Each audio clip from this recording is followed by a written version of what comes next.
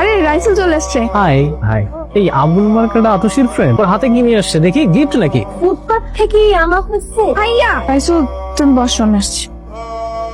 আবুল, এই পাশে দেখছিলাম অনেক ময়লা হয়ে আছে, পাশটাকে খুব সুন্দর করে ক্লিন করো, আমরা একটু আয়োজনের ব্যবস্থা করতেছি। তুমি ওইসব পরিষ্কার করছো কেন? ময়লা ছিল তো তাই পরিষ্কার করতেছি। হক হয়েছে পরিষ্কার করতে, একটু করুক না, সবটা পরিষ্কারই আছে। চলো সবাই মিলে একটা গ্রুপ ছবি তুলি। তুমি এখানে কি করো? তুমি ওইদিকে যাও, দূরে যাও। কি সমস্যা? ওইদিকে দুর্গন্ধ আসতেছে, এটা বুঝতেছিস না? বসতি এটা খেয়ে এসে পুরো ছবিটা নষ্ট করে দিবে। বাবা থামাও ওনাকে, ও কোথায় গেল? এই স্বার্থপর দুনিয়ায় টাকা ছাড়া চলা অনেক কঠিন। যার টাকা আছে তার সম্মান আছে, আমি অতসীকে ভালোবাসি। না আছে আমার কাছে ভালোবাসা, না আছে টাকা। জীবনটাকে কি করবো? আমি ছাড়া যে আমার মার এই দুনিয়ায় কেউ নেই। যারে ফোন করছেন তারে কারা জানি গুলি করে চলে গেছে। লাশের পাশে কি কোনো সুটকেস আছে? হ্যাঁ আছে তো। এটা গাবতলির বসির পাচারে যা দিয়ে তোরা আমি লাখ লাখ টাকা দিব। পারবো পারবো পারবো।